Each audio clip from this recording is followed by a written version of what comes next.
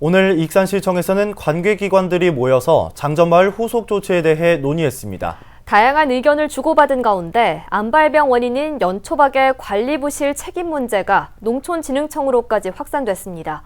최정우 기자가 후속 조치 논의 현장을 다녀왔습니다. 익산시청 상황실. 3일 오후 2시부터 환경부와 전라북도, 익산시 농촌진흥청, 민간협의회 관계자들이 모여 장전마을 후속 조치를 논의했습니다. 사후관리 TF팀 구성과 금강농산 잔여 폐기물 처리, 주변 저수지 오염 정화, 장전마을 농산물 전량 매입 등이 검토됐습니다. 여기에 장전마을 가구마다 유해물질 제거 작업을 벌이고 주민 건강관리를 확대하는 등 3개 분야 13개 사업이 거론됐습니다.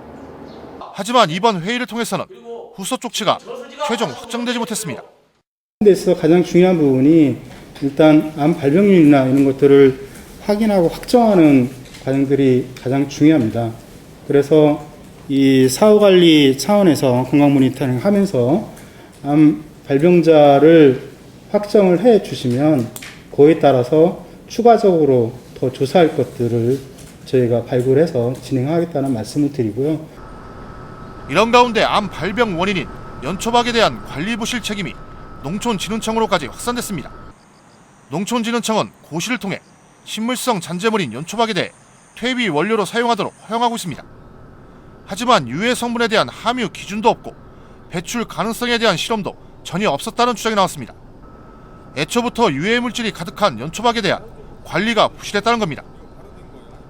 그래서 농진청이 현재 고시로 퇴비 원료로 이렇게 연초박을 사용할 수 있게끔 허용을 하고 있기 때문에 그동안 유해성 검사를 하지 않고 허용을 했다면 농진청이 책임을 져야 한다고 생각을 하고 있고, 앞으로 농진청이 제2의 장전마을 사태를 없애기 위해서는 고시를 개정을 해서 연초박이 더 이상 퇴비 원료로도 사용되지 못하도록 삭제를 해야 한다고.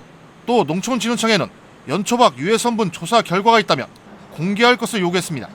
그렇지 않다면 장전마을 사태에 대해 책임을 져야 한다고 강조했습니다. 국내 연구 논문 사례, 실험 사례를 아무리 찾아봐도 없습니다.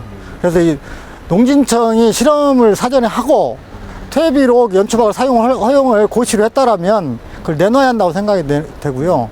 내놓지 못한다면 이거에 대한 장전마을 사태에서 농진청도 자유롭지를 못하다고 생각을 하고 있습니다.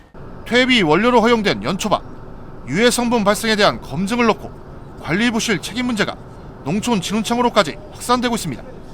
KCN 뉴스 최정우입니다.